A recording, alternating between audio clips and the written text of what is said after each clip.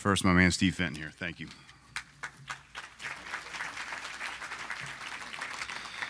Well, first of all, he upgraded my kid status. I only have 3 children, the best of my knowledge. But he's doing his best. I am so grateful to be here. I reside about 45 minutes south of Seattle.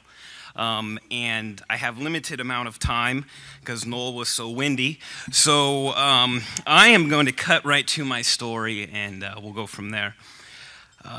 As a young man, around 13 years old, I recall my first exposure to pornography. The best way I can explain the experience is that of being captured, consumed, thrilled, confused, ashamed. So many emotions, and all of them kept inside. As a young man, I also committed my life to following Jesus Christ. And yet, sadly, over the years of my sex addiction, there was a fuel to deep cynicism that no matter how hard I prayed and how much I promised myself and the Lord that I would never do that again, I continued to fall deeper and deeper into a compulsive, addictive life that impacted every area of my life and nearly destroyed me. A little over 2 years ago, I was driving home from work, traffic slowed, and I came upon a horrific accident scene. As I passed the fire trucks and aid cars, I saw a vehicle that was so badly smashed that I could only assume that whoever was in that car could not have survived. My next thought was, that would be perfect. It would be all over, and over quickly. No shame for my family of a suicide, just an unfortunate accident. And all of this pain, all of this misery, all of this frustration would be over.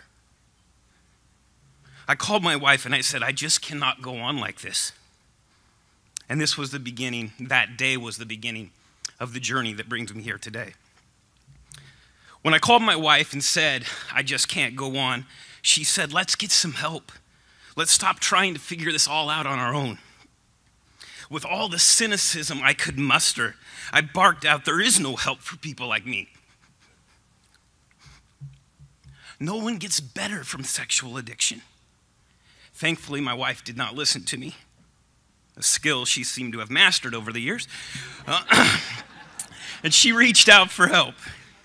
Reluctantly, I began to attend a recovery group, arms folded, smug, quiet. While at this group, I came across a Men of Valor conference flyer. I looked at it and, we'll see what this is all about.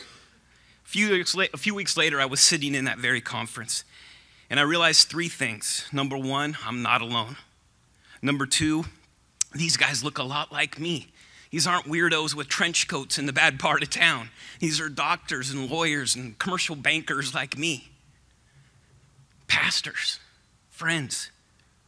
Number 3, that there was hope. Not a blind hope. Not a hope that go get 'em kid, try harder hope.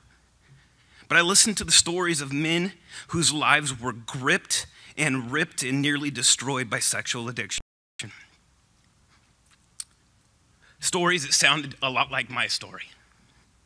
Yet, I also saw men who were no longer living in the chain of that addiction and hopelessness. I knew right after that conference that what had been the shame of my life would now drive my passion and commitment to pursue a life of recovery. Next, I was able to tell my story with my home church. And as a result, I had the honor of encouraging nearly 80 men from my church to attend the most recent Men of Valor conference in Seattle. Prior to Pure Hope, I simply did not know where to turn. So I assumed that there was nowhere to turn. I spent my entire life in the church.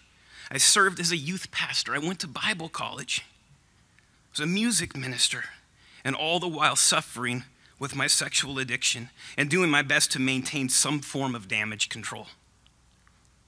Prior to attending the Men of Valor conference, I simply had no idea that this ministry even existed. And that is the challenge. And that's my encouragement, is that cannot be. We must get the word out. We must let people know that there is hope and that there is help. I am here because Pure Hope is a trailblazer in a ministry that I thought was just left behind. that guys like me just had to bear it alone. In the book of John, chapter 5, there's a story of Jesus and a man at some quite miraculous healing pools that periodically an angel of the Lord would come and stir up the waters.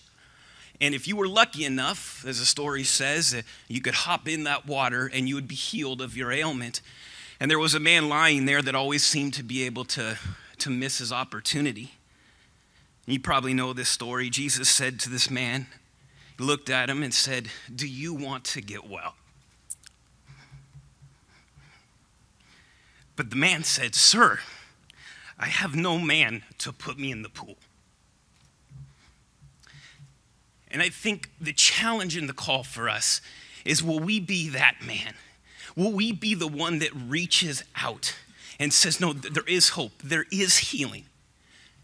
That's my passion. That's why I'm here. Thank you for your time.